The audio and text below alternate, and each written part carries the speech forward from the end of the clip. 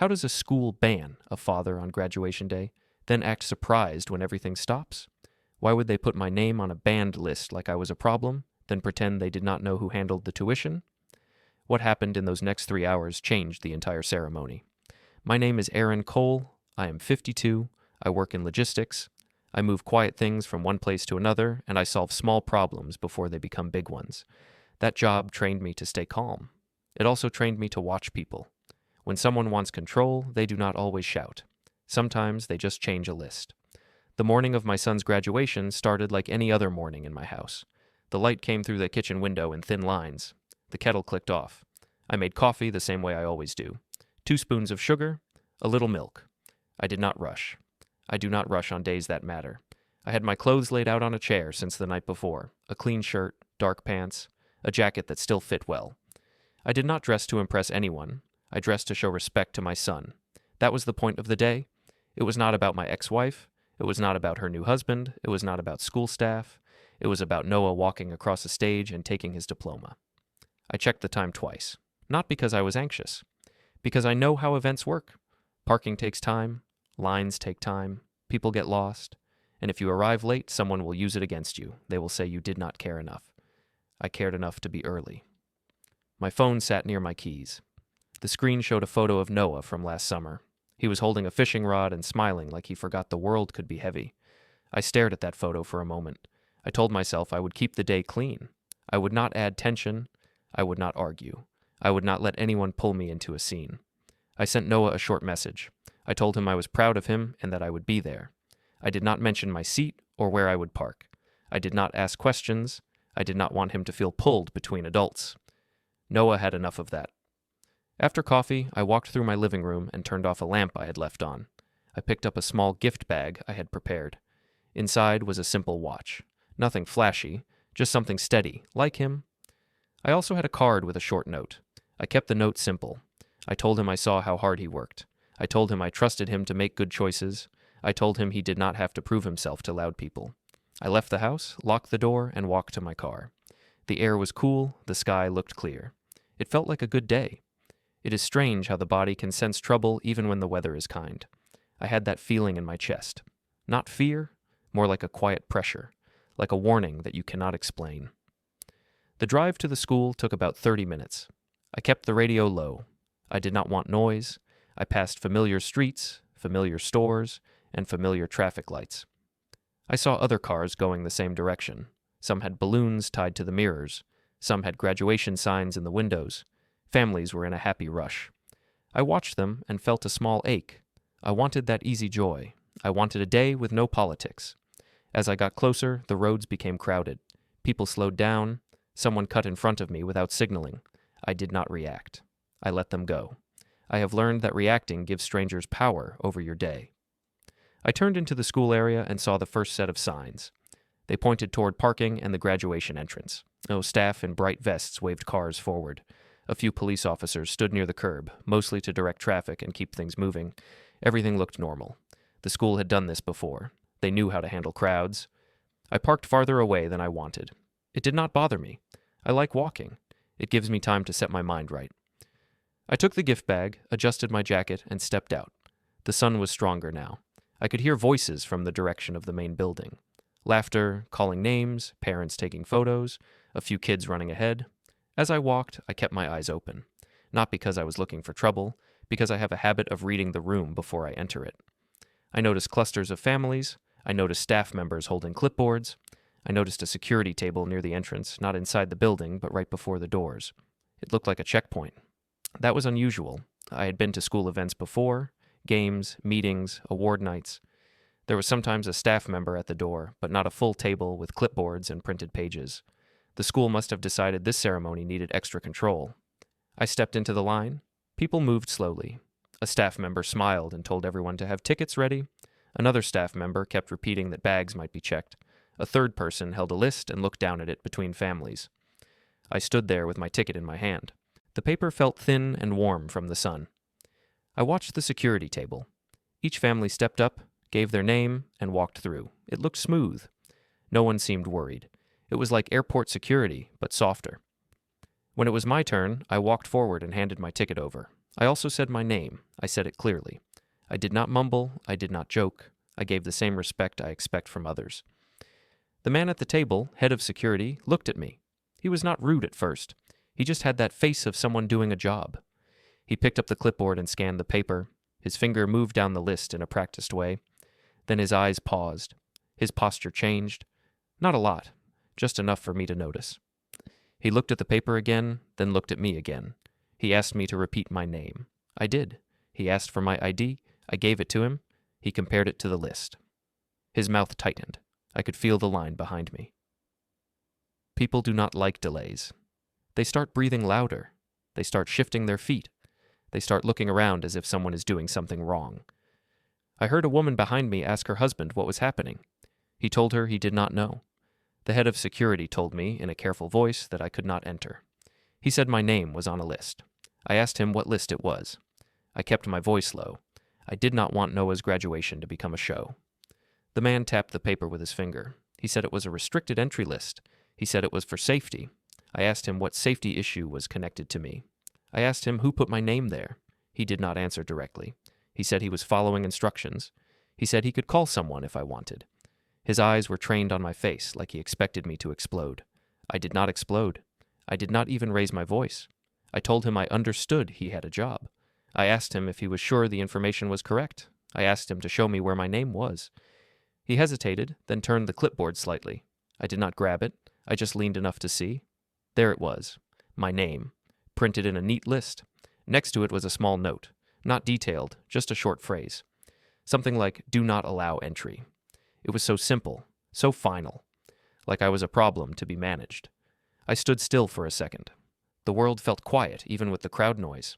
I could hear my own breathing, I could hear paper rustling, I could hear the dull hum of someone's phone video in the background, because people record anything that looks like conflict. I looked up and scanned the area. Across the open space near the doors, I saw my ex-wife, Lena. She was dressed like she was attending a ceremony at a fancy place, not a public school event. Her hair was perfect. Her posture was confident. Next to her stood her husband, Grant. He was bigger than me and liked to stand like a guard. He smiled at someone and shook a hand like he owned the day. Lena looked in my direction. Her eyes met mine for a moment. She did not look surprised. She did not look confused. She looked like someone watching a plan work. Then she turned away and started talking to another parent. That told me more than the list did. The head of security asked me again if I wanted him to call someone. He said the principal was busy. He said staff were focused on seating. He said the ceremony would start soon. I held my ID in my hand and looked down at it. Then I looked at my ticket. My name was printed there too. The school had sold me a seat and then locked the door in my face. That detail sat in my mind like a cold stone. Not because of anger, because it showed intent. It showed that someone wanted me present enough to pay attention, but not present enough to be seen. A younger staff member beside the table avoided my eyes. He stared at the floor and adjusted papers that did not need adjusting. That also told me something. People avoid your eyes when they know something is wrong, but they do not want to risk their position. I asked the head of security for his name. He told me. I repeated it back so he knew I heard it. I asked him who signed off on the list. He said it came from administration. I asked him to point to the person who could explain it. He said he could not leave the table. I nodded. I told him I understood. I told him I would not make this harder for him. I said I did not want a scene. I thanked him for doing his job. He looked surprised by that. Most people argue. Most people plead. Most people threaten. I did none of that. I simply accepted that this door was closed right now. I stepped aside so the line could move. Families flowed past me. Some glanced at me with curiosity. Some looked away fast, like it was contagious. I watched them pass and kept my face neutral. I did not want my son's graduation day to carry my emotions like a stain. I walked away from the entrance, gift bag in my hand. With each step, the noise of the crowd softened behind me. My shoes hit the pavement in a steady rhythm. I could feel eyes on my back for a moment. Then the crowd forgot me. Crowds forget quiet men fast. When I reached my car, I placed the gift bag on the passenger seat. I sat down, closed the door, and took one slow breath. I looked at the building in the distance. I could see people moving like small shapes near the doors. I could not see Noah. I did not know where he was in the process. Maybe he was with his class, waiting to line up. Maybe he was in a hallway, holding his cap, trying to calm his nerves. I pictured him straightening his shoulders, the way he does when he wants to look brave. I started the engine. The car's screen lit up. For a second, I just sat there with my hands on the steering wheel. I did not feel rage. I felt clarity forming, like a map coming into focus. Someone wanted me out of that building. Someone believed I would accept it quietly and simply disappear. I smiled, not because it was funny, but because I understood the mistake they were making. Then I drove away. I drove to a coffee shop 2 streets away from the school. It had a small parking lot and wide windows. I chose a corner spot where I could still see the main road. I did not go there to spy.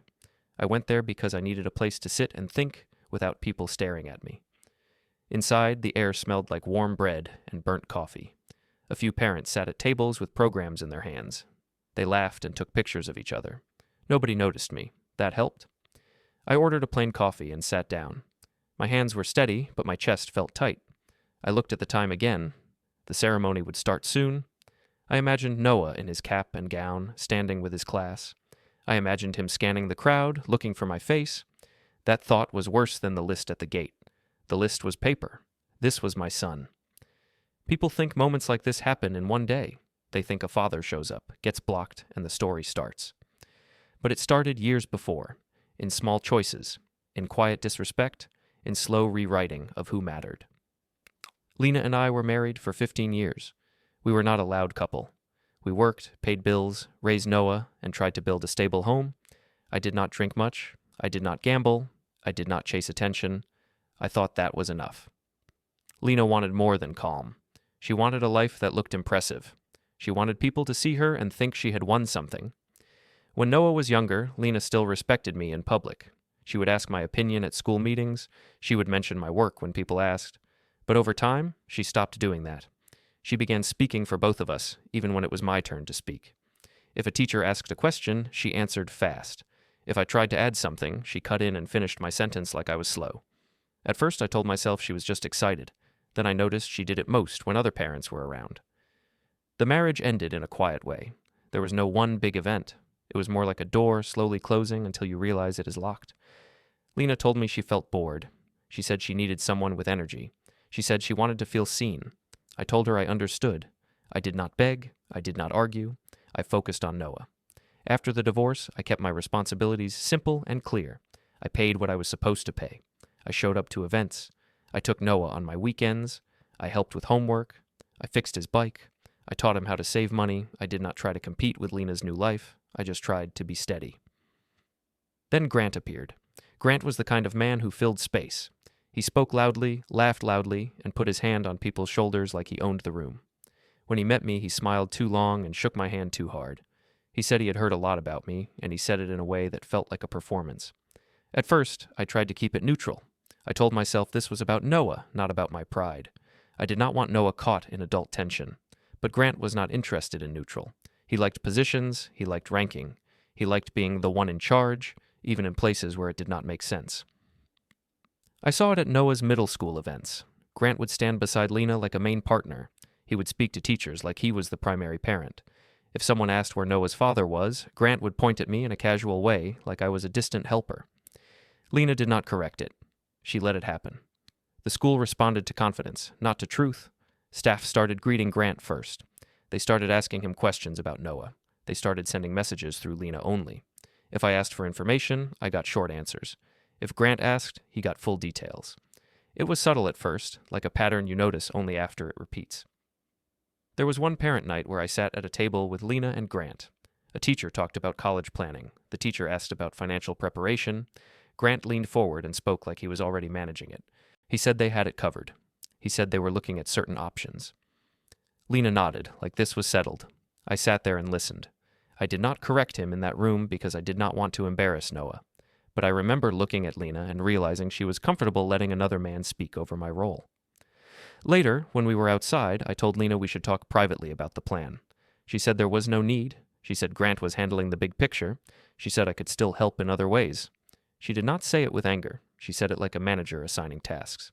That was when I started to understand what they thought of me. They did not see me as a parent with equal voice. They saw me as a resource, a wallet, a quiet background support, someone who should pay and stay out of the spotlight.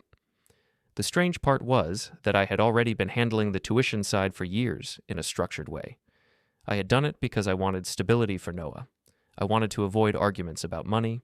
I did not want Noah hearing adults talk about bills like it was a weapon. So I set it up early, and I kept it consistent. I did not announce it. I did not use it for praise. I treated it like responsibility, not like a trophy. Grant never asked me directly about any of that. He did not want facts. He wanted the appearance of being the provider. Lena wanted that too, because it made her feel safe and impressive at the same time. The school liked it because Grant talked like a sponsor, and sponsors get attention. Over the last year, the disrespect became sharper. I would learn about events late. I would receive updates after decisions were made. I would show up to a meeting and see that seats were already arranged like I was not expected. One time, a staff member told me I needed to confirm my identity before picking up Noah's paperwork. I had picked up paperwork for years. The staff member spoke to me like I was a stranger. I asked why the change happened. The staff member said it was just procedure, but I noticed it only applied to me. Noah noticed too. He did not say it directly at first. He would ask small questions like whether I got the school email. He would ask whether I was coming to an event even when I had already told him yes. He started checking the ground before stepping. That is what kids do when they feel tension in the room. They try to reduce risk. A month before graduation, Noah told me Lena and Grant were planning a big dinner after the ceremony. He said it would be at a restaurant with a private room. He said they wanted it to look nice for pictures. He said I was invited, but he said it in a careful tone, like he was unsure. I asked him if he wanted me there. He said yes. He said he wanted both sides present. Then he looked down and said he did not want anyone to argue. I told him I would not argue. I meant it. After that, I started paying attention in a different way. Not with anger, with clarity. I began to save messages instead of deleting them. I began to write down times and dates, not because I wanted conflict, but because I could feel a plan forming around me. When people start acting like you are invisible, it is often because they are building a story where you do not exist. 2 weeks before graduation, I called the school to confirm the time and entry details. The person on the phone spoke fast and sounded rushed. They told me the basics. When I asked about parking and entrance, the person told me to look at the event notice. I said I had not received it. There was a pause. Then the person said they would resend it. The message arrived later, and it looked like it had been forwarded from someone else, not sent to me directly. The event notice had a strange tone. It talked about approved entry and security measures.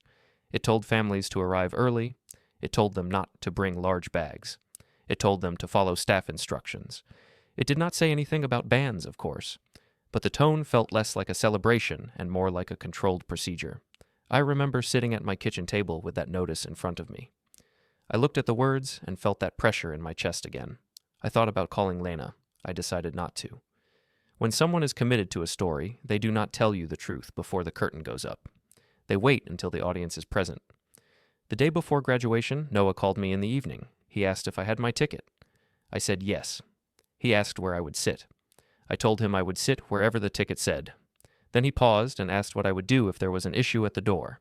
He tried to sound casual. He did not succeed. I told him I would handle it calmly. I told him I would not make a scene. I told him he should focus on walking the stage, not on adults. He sounded relieved, but he still felt heavy. Before he hung up, he said he wanted to see me after the ceremony, no matter what. I told him he would. Sitting in that coffee shop, I looked out the window and saw cars moving toward the school. I saw families stepping out with flowers and cameras. I saw staff directing traffic. Everything looked like celebration from the outside. That is how institutions protect themselves. They keep the surface smooth so people do not ask questions. My phone sat on the table. I did not text Lena. I did not call the principal. I did not post anything. I just breathed and watched. Calm does not mean weak. Calm can be a decision. It can be a boundary. In my head, I replayed Lena's face when she saw me at the gate. No shock, no concern, just acceptance. That expression was not an accident. It was the expression of someone who believed the system would support her version of events. I finished my coffee slowly. Then I picked up my keys and stood. I did not know exactly what would happen next, but I knew one thing clearly. This was no longer just about a school event. This was about my place in my son's life and the way adults were trying to edit me out. And I was done being edited. By the time I left the coffee shop, the ceremony was already starting. I could see more cars turning toward the school. I could see families carrying flowers and gift bags. Everyone moved like they were late, even when they were not. That is how big events feel. People rush because they fear missing a moment. I did not rush. I drove slowly around the block and found a quiet street. I parked for a minute and looked at my phone. No messages from Noah, no calls from Lena, no calls from anyone from the school. It was like the door had closed and the building had decided I was no longer part of the day. I thought about walking back to the gate and asking again. I decided not to. I could already see how it would go. A calm request would turn into a public delay. A delay would turn into people staring. People staring would turn into noise. Noah would feel that noise, even if he could not see it. So I chose the quiet option. I drove home. On the way, I remembered a moment from a month earlier. It was a short meeting at the school, a simple planning meeting about graduation logistics. I went because I wanted to know how it would work. Lena and Grant were already there when I arrived. They were sitting close together, smiling at staff like old friends. Grant stood up and shook hands with people like he was hosting the meeting. A staff member asked if the family had any special requests for seating. Lena answered quickly. She said they needed certain seats together. She pointed at Grant, then pointed at herself. She spoke like this was a complete group. I waited a beat and then said I would like to sit where Noah could see me, even if it was not close. I said I did not need anything special. Lena looked at me and said I could sit wherever the school placed extra family. She said it would be fine. Grant nodded and said the school did not need complications. He said the focus should be on the graduates. Nobody said my name directly. Nobody said I was unwanted. They did something else. They treated my presence like a detail that could be moved around. That meeting ended fast. As we walked out, Grant said the school had to keep things orderly this year. He said there had been problems in the past with certain parents. He said staff would be strict, and that was a good thing. Then he looked at me and smiled, like he was sharing a joke that only he understood. Lena did not challenge him. She just adjusted her hair and checked her phone. I did not argue that day either. I went home and told myself to stay focused on Noah, but that was the first time I felt the ground shift under my feet. It was not only disrespect, it was positioning. It was preparing the room so one person could be in and another person could be out. When I reached home after the gate incident, the house felt too quiet. The clock in my kitchen sounded loud. The fridge made its usual hum. I put the gift bag on the counter and stared at it like it was a question. I sat at the table and opened my phone again. I typed a message to Noah, then deleted it. I typed another, then deleted that too. I did not want to load his mind with adult trouble right before he walked across the stage. I sent one simple line instead. I told him I was proud of him. I told him I would see him after. Then I walked into my small home office. It is not a fancy room. It has a desk, a lamp, a filing cabinet, and a shelf with a few binders. I keep it organized because my life works better when things have a place. Some people call that controlling. I call it responsible. On the top shelf, there was a thin folder that I did not touch often. It was not hidden. It was not dramatic. It was just a folder with a plain label. Tuition. I took it down and placed it on my desk. I did not open it right away. I sat and listened to the quiet. I let the feeling settle. This was the clarity moment people talk about. Not rage. Not a loud decision. Just a clear understanding that the rules had changed, and I had been slow to accept it. The line had been crossed. A school had blocked a father from a graduation ceremony. Not because I had done something wrong. Not because there was a real safety issue. The list at the gate was not about safety. It was about control. I opened the folder. Inside were notes, old emails printed out, and a few documents I had saved over the years. I did not read them all. I did not need to. I already knew what was there. It was a record of what I had set up for Noah long before Grant entered the picture. Years ago, when Noah was still in early school, I created a simple arrangement to cover education costs. I did it because I wanted predictability. I did not want monthly arguments. I did not want last-minute panic.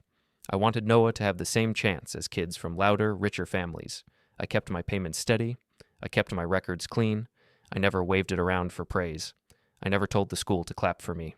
I did not need anyone's applause. I needed Noah to have a stable path. That stability had made other people comfortable. Comfort can turn into entitlement when it sits too long. I thought about the way Grant spoke in meetings, the way he treated school staff like his audience, the way Lena allowed it, the way the school responded to him like he was important. I could see the chain clearly now. Grant gave them confidence and a story. Lena gave them access. The school gave them status. And I was expected to stay in the background and keep the system fed. I leaned back in my chair and looked at the ceiling for a moment. My breathing stayed slow, my hands stayed steady. But my mind was working in a different way. I was not thinking about emotions, I was thinking about process. If a school says a person is restricted, there should be a reason. There should be steps. There should be a record. If there is no proper reason and no proper steps, then the school has a problem. Not a small problem, a real problem. I turned on my computer and opened a blank file. I wrote the date and time. I wrote what happened at the gate in simple words. I wrote the name of the head of security. I wrote where I stood. I wrote how the clipboard looked. I wrote the short note beside my name. I did not add feelings. I did not add guesses. I wrote only what I saw and heard. Then I opened my email and searched for messages from the school. I found gaps, long stretches where messages went only to Lena. Short replies when I asked questions, friendly replies when Grant asked questions sent through Lena's account. I saw patterns I had felt but had not proven to myself. I saved what I could. I made a small folder on my computer with a simple name, Graduation. I did not send angry emails. I did not demand explanations in caps. I did not threaten anyone. I wrote one short message to the school's general contact address. I kept it polite. I said I had been denied entry at the graduation gate. I asked for a written explanation of the reason and the authorization. I asked who placed my name on the restricted list. I asked what steps were followed and what rule was applied. I asked for a response in writing, then I stopped. I did not chase a reply. I did not call 5 times. I did not flood them with messages. I know how institutions work. If you want them to respect you, you speak in a way they can file and forward. You give them a problem they can understand, a record, a question, a request. After that, I called Priya. Priya is an attorney I have known for years. Not close friends, but close enough that she respects how I operate. She is calm. She does not chase drama. She likes clean facts and clean steps. When she answered, I told her what happened. I kept my voice even. I did not exaggerate. I told her I was blocked at the gate because my name was on a restricted list. I told her I wanted to handle it the right way.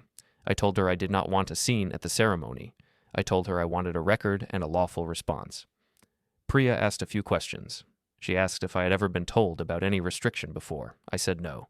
She asked if there had been any incident that could justify it. I said no.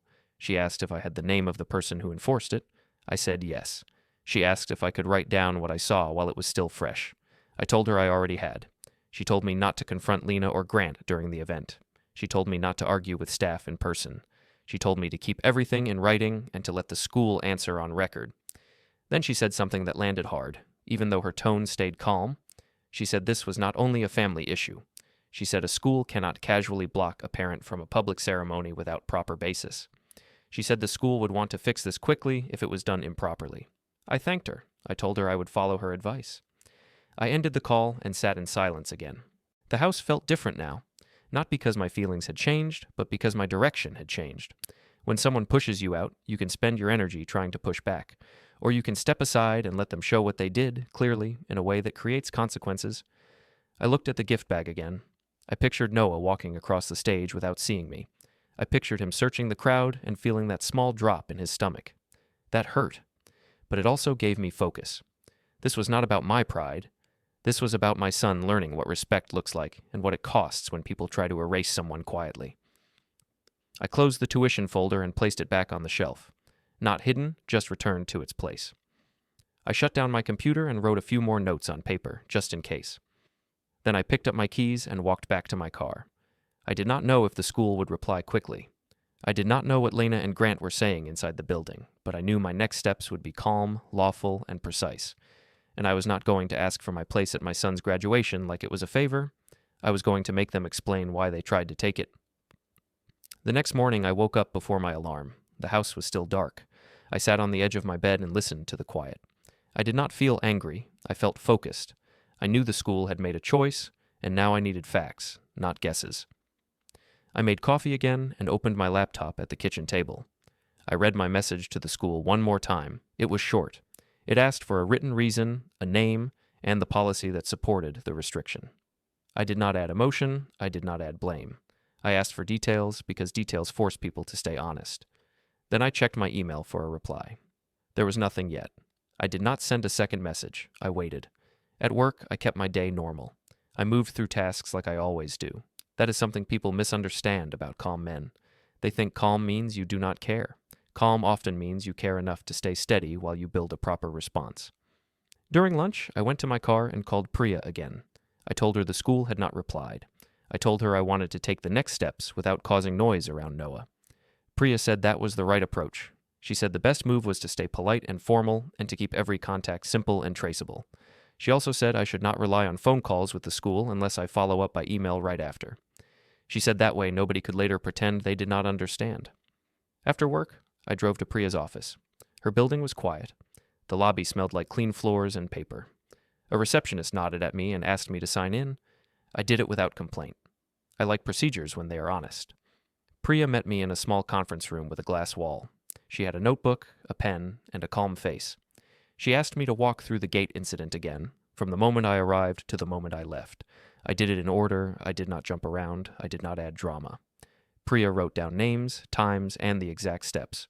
She asked if I had any prior notice of restrictions. I said no. She asked if I had ever been asked to meet with staff about safety concerns. I said no. She asked if anyone had warned me that entry could be blocked. I said the only thing I noticed was a change in tone in the event notice, and a strange question from Noah the day before. And Priya said there were 2 tracks here. One was my relationship with Noah and the co-parenting side. The other was the school's process and whether they followed their own rules. She said we could keep the first track quiet and still push the second track through formal channels. She told me to keep my language consistent. She said I should refer to the restriction as a denial of entry, not as a personal attack. She said I should keep asking for policy, authorization, and the specific reason. She said the school would try to hide behind vague phrases if I let them. She said vague phrases are comfort words, and comfort words protect the wrong people. I asked her what I should do if Lena and Grant tried to pull me into an argument. Priya told me to stay neutral and not defend myself in a public way. She said I did not need to win a social moment. She said I needed the institution to answer for its decision on record. Before I left, Priya asked me one more thing. She asked if my tuition support was informal or structured. I told her it was structured. I told her I kept clean records. Priya nodded like she had expected that. She said I should confirm the details with the bank, not because I doubted my memory, but because institutions respect verified facts. So I did that next. The bank branch was near a busy shopping area. I parked and walked in. It smelled like clean air and printed forms. A greeter asked what I needed. I said I needed to confirm payment history and the setup of an education arrangement connected to my son. The greeter gave me a ticket number and pointed me to a row of chairs. I waited while people came and went. A young couple argued quietly about a card issue. An older man asked about a change in fees. The bank staff smiled the same polite smile at everyone. That is another thing I have learned. Most places are friendly until you ask a question that creates work. When it was my turn, I sat with a banker at a small desk. I explained what I needed in simple terms. I did not mention the graduation gate. I did not mention Lena or Grant. I just asked for confirmation of the structure and the pattern. The banker asked for my ID. I gave it. The banker typed and clicked through screens. I watched the banker's face stay neutral while reading details. Then the banker said they could provide official confirmation through the proper request process. The banker explained the steps and the expected timing. I nodded and followed the steps. I did not argue. I did not ask for special treatment. I asked for the correct path, and I took it. When I left the bank, I felt lighter, not because anything was solved, because I had taken a real step. I had moved from feelings to verified facts. That evening, my phone buzzed with a family group message. It was from Lena. She was sharing photos from graduation. Noah was in his cap and gown, smiling on a stage. Lena and Grant stood close beside him in the pictures like a complete unit. In one photo, Grant's arm was around Noah's shoulder. I stared at that image longer than I should have. Noah looked proud, but his smile did not reach his eyes the way it usually did. I know my son's face. I know when he is fully relaxed. That photo looked like a smile for other people. Lena added a short message under the photos. She said the ceremony was beautiful. She said Noah did great. She said they were heading to the dinner soon. She said she hoped everyone could keep the evening peaceful. That last part was not an accident. It was a warning made to look like a wish. I did not reply in the group. I sent Noah a private message instead. I told him I was proud of him. I told him I wanted to see him for a short moment, even if it was just outside the restaurant. I told him I had something for him. He replied a few minutes later. He said he wanted that too. He said things were busy, and he felt pulled in many directions. He said he would step outside when he could. I drove to the restaurant, but I did not go inside. The parking lot was full. People were dressed in nice clothes. I could see a private room through a window filled with movement and bright faces. I recognized Grant's posture even from a distance. He stood in the center of the room, talking with his hands. People gathered around him like he was the host. I waited in my car. I kept the gift bag on the seat beside me. After about 15 minutes, Noah came out. He looked around, spotted my car, and walked over fast. When he opened the passenger door, I could smell food and sweet drinks on his clothes. He sat down and let out a small breath, like he had been holding it. I handed him the gift bag. I told him it was for him and that I loved him. He opened it and looked at the watch. His face softened for a moment. He said it was perfect. He said he wanted something simple like that. Then his eyes dropped to the floor mat. He asked why I was not at the ceremony. I did not lie. I also did not poison his night. I told him the school stopped me at the entrance. I told him my name was on a restriction list. I told him I did not want to cause a scene on his day, so I stepped away. I told him I was handling it through proper channels now. Noah's mouth tightened. He said he did not understand how that could happen. He said nobody told him anything.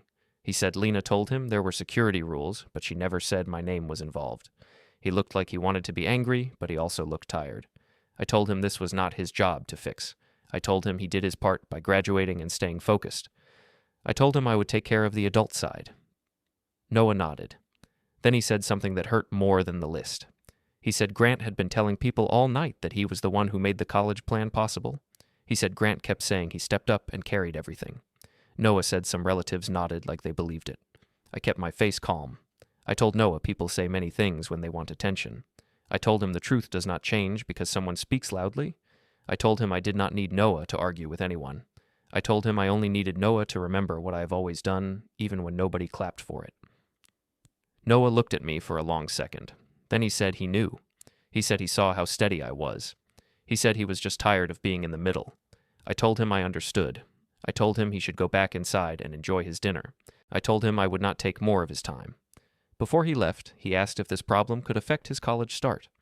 That question showed me how much pressure he carried. He was not asking about my feelings. He was asking about his future. I told him his college start would be fine. I told him I would make sure everything stayed stable. I told him he would not pay for adults acting wrong. Noah nodded again and left the car. He carried the gift bag carefully, like it mattered. I watched him walk back into the restaurant and disappear into the light. When I drove home, I did not feel defeated. I felt clear. The next day, the school replied to my email. The message was short and careful. It did not explain much. It said the school took safety seriously. It said entry decisions were made based on information they received. It said they could discuss details in a scheduled meeting. I read it twice. It was not an answer. It was a shield. I forwarded it to Priya. Then I replied to the school with one simple request. I asked for the meeting time. I asked for the names and titles of who would attend. I asked that the reason for the restriction and the policy basis be provided in writing before the meeting so the meeting could be efficient. After I sent that, I opened my calendar and marked the next week in red. I did not write a dramatic note. I wrote one plain line, school meeting. Then I went to my home office, backed up my messages and emails, and placed a small drive in my drawer beside my keys. I was still calm, but now I was positioned. The school wrote back the next day, but the message was shaped like smoke. It talked about safety. It talked about information they received. It said they could discuss details in a scheduled meeting. It did not say who made the call. It did not say what rule they used. It did not explain why my name was on a list at the gate. I forwarded the message to Priya. Then I replied to the school in the same tone they used, only clearer. I asked for a meeting time. I asked for the names and titles of everyone attending. I asked that the reason and policy basis be provided in writing before we met. I said I wanted the meeting to be efficient and respectful. 2 hours later, another message arrived. A meeting was set for the following week. It would take place at the school, in an office near the main hallway. The principal would attend. The head of security would attend. A district representative would attend. The school finance officer would attend as well. That last name caught my eye. If this was truly only about safety, finance would not need to be there. Finance does not sit in meetings for feelings. Finance sits in meetings for facts. I did not smile. I did not celebrate. I just noted it, the way you note a change in wind direction. That evening, I sat in my home office with my desk lamp on. The room felt steady. I opened my calendar and checked the date again. I wrote down the meeting time on a small notepad too, because I like backups. I created a simple checklist the way I do at work: dates, names, messages, events, entry denial, ticket, gate, security table, witnesses, my own notes. I did not write anything dramatic. I wrote like a person who expects to be questioned. Because when people try to erase you, the system often asks you to prove you exist. Priya called me the next morning. She said the school had agreed to a meeting, but she did not want it to turn into a room full of vague talk. She said we would keep it simple. She said we would ask direct questions and demand direct answers. She said we would not debate my character. She said we would focus on process. I told her that was fine. I told her I did not want a personal fight. I wanted an official explanation. Priya asked me if I had any contact with the head of security after the gate incident. I told her I did not. I told her I only had his name and my own memory. Priya said that was enough for now. She said consistency matters more than emotion. She said that when people lie, they often change small details. She said we would not change ours. After that call, I went to work and did my job. I moved freight schedules, I handled routine problems, I answered simple questions. Some people would not understand how I could focus on normal tasks during something like this, but I have learned that discipline is what keeps you from making mistakes. That week, Grant tried to pull me into noise. He sent a message to my phone that sounded polite on the surface but carried a sharp edge. He said the graduation day was over and I should stop creating issues. He said Noah needed peace. He said the school had rules and I should respect them. He also said, in a careful way, that I should accept that the school trusted certain adults more than others. I read it once, then I read it again. I did not reply right away. Lena sent a message later that night. She said the school was protecting families. She said I needed to understand the situation from their side. She said if I cared about Noah, I would stop pushing and let things settle. I noticed the pattern. Both messages used Noah as a shield. They did not ask what happened. They did not ask why my name was on the list. They only told me to be quiet. I did not respond with anger. I responded with one short line to Lena. I said I was handling it through proper channels and that I would not involve Noah in adult issues. I said I would attend the scheduled meeting, that was all. To Grant, I did not respond at all. A day later, Coach Ellis called me. Coach Ellis had worked at the school for years. He was the kind of staff member who kept his head down but saw everything. He did not speak like a politician. He spoke like a person who watches patterns. He told me he heard I had trouble at the entrance. He said he did not understand why, because he had never seen me cause problems. He said the security table was added late, and it was not planned in the usual way. He said he had seen Grant speaking with the principal earlier that week, near the office, in a way that looked private. I thanked him. I told him I appreciated the call. I did not ask him to do more. I did not ask him to put himself at risk. I only asked him one question. I asked if he would be willing to confirm, if needed, that the checkpoint setup was unusual and last minute. He said he would tell the truth if asked. He said he did not like seeing a parent blocked without a clear reason. Then he ended the call. I wrote down what he told me, with the date and time of the call. I wrote it in the same plain style. No feelings, just facts. Midweek, Noah asked if we could meet. He said he needed a break from the tension at Lena's house. He said everyone was still talking about the graduation day, but not in a way that felt honest. He said he kept hearing different stories. I picked a local diner. It was neutral and quiet, the kind of place where nobody performs. Noah arrived wearing a simple hoodie and sneakers. He looked older than he did a year ago, not in his face, but in his posture. He sat down and stared at the menu without reading it. That is what stress does. It makes simple things feel heavy. I told him he could order anything he wanted. I told him it was on me.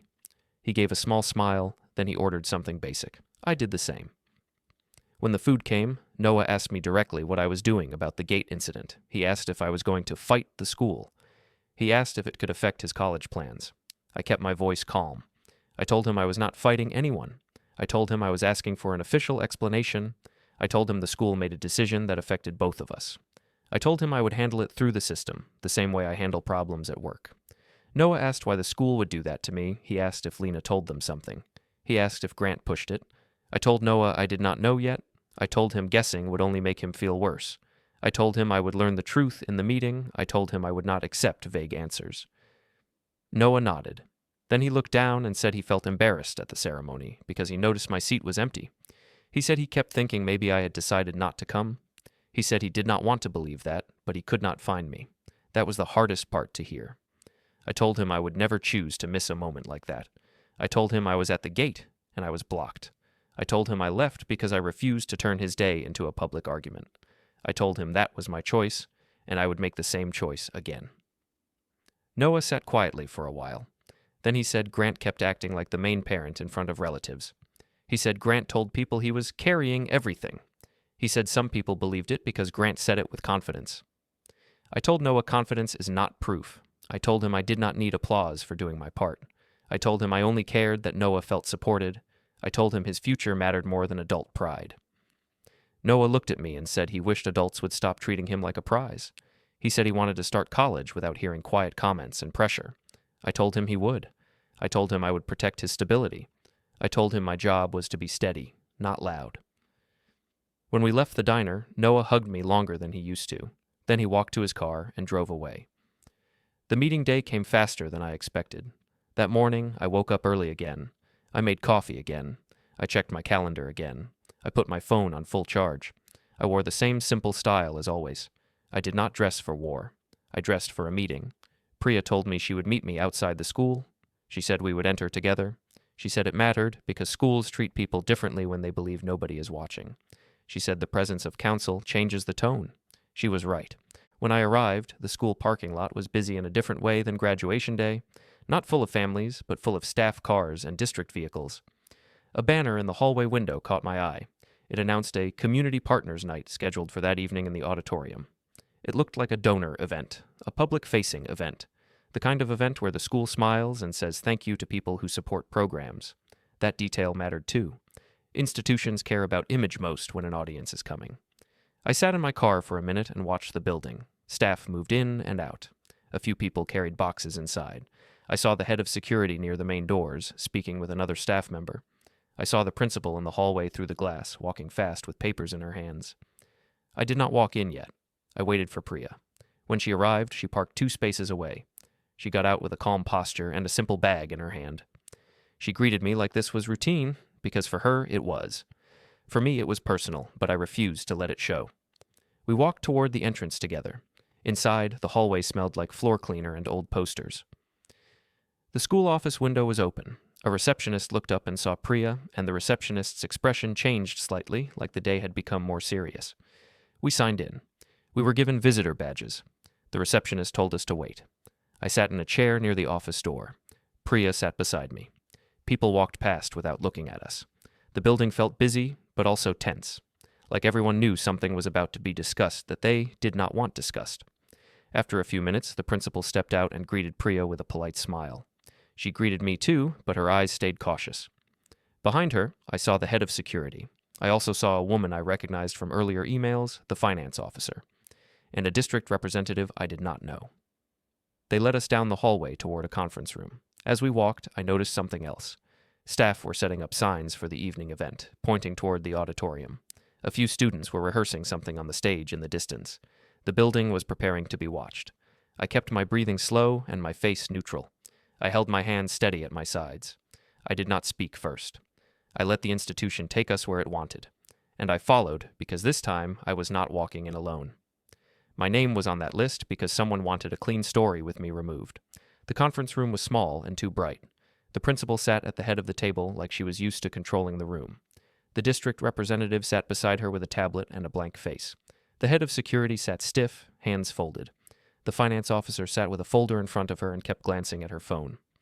Priya sat next to me. She did not smile. She did not threaten. She opened her bag and placed a neat stack of papers on the table. The principal started with careful words. She said the school took safety seriously. She said they had received information that made them concerned.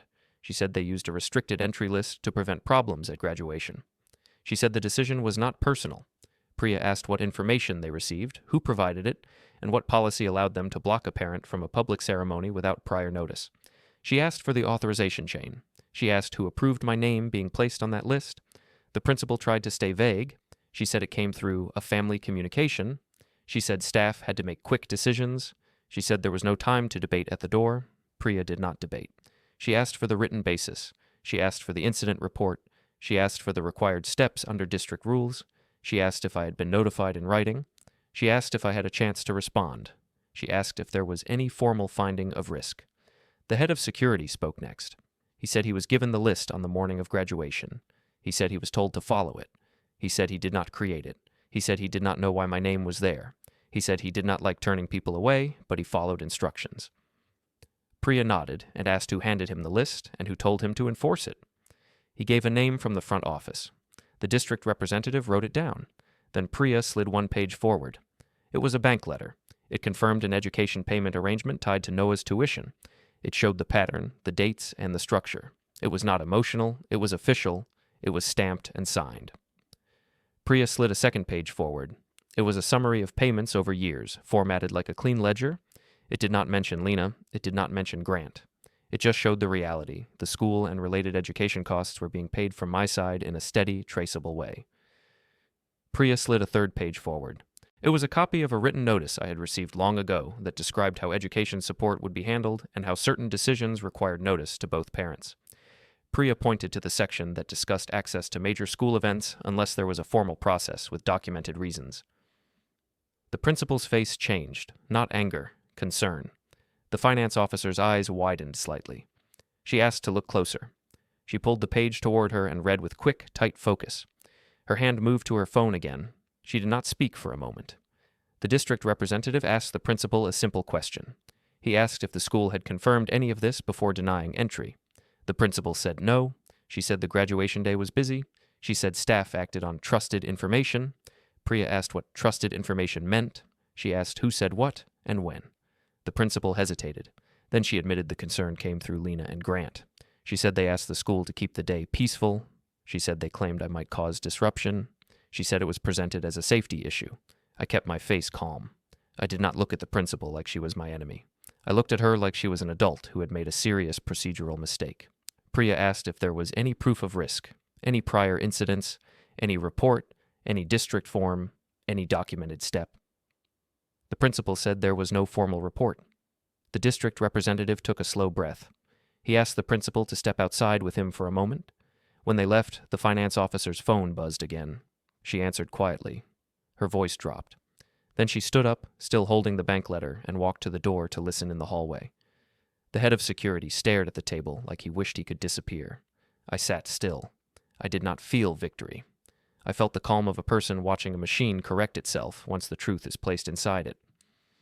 The principal came back in with the district representative. Her posture was different. Her voice was softer. She said they needed to address the graduation situation immediately. Priya asked what that meant. The principal said the ceremony had been paused. She said staff in the auditorium were receiving questions from families. She said there was now a concern about the school's exposure, because a restricted entry decision was made without documented basis and without proper notice. She did not say my name like an apology yet, but her eyes moved toward me in a way that admitted reality. Priya asked for immediate actions, on record. The district representative said the restriction would be lifted. He said my name would be removed from any list. He said the school would document that the decision was improper and that the denial was not supported by required steps. He said there would be an internal review of who created the list, who approved it, and why. The principal looked at me and said they wanted me to come into the auditorium now. She said they would escort me to a seat. She said they wanted to fix the moment. I told her calmly that the moment was already taken from me. I said I would not walk in late like a visitor. I said I would handle the parent side with Noah privately. I said I only wanted two things now. First, I wanted written confirmation that Noah's education path would not be touched by anyone's story. Second, I wanted the school to stop taking instructions from social pressure and start following its own rules. Priya added a third point. She said the school needed to correct the public pause in a way that did not put blame on Noah or the students. She said the school could own the procedural issue without naming my family. The district representative agreed. The finance officer returned and sat down slowly, as if her legs were heavy. She said she needed to coordinate immediately because the situation had reached district level. She did not look at me like I was a problem anymore. She looked at me like I was the missing fact everyone ignored. The principal asked if I was willing to sign a visitor log and accept an escort later for a private meeting with Noah on campus. I said yes, as long as it was documented as normal access, not a special favor. The head of security finally spoke again. He said he wanted it noted that he enforced what he was given and that he had asked if the information was correct. Priya said she had already noted it. As we stood to leave, the district representative asked one last question. He asked if anyone outside the school should be told that false claims can have consequences. Priya answered that the system would handle it the right way. I walked out of the conference room with my visitor badge still on my chest. The hallway was louder now. Somewhere down the hall, the auditorium speakers clicked and then went silent again, like someone had muted the building. I did not raise my voice. I did not argue. I did not celebrate. I simply watched a school learn, in real time, that quiet support still counts, and that paper truth can stop a whole room.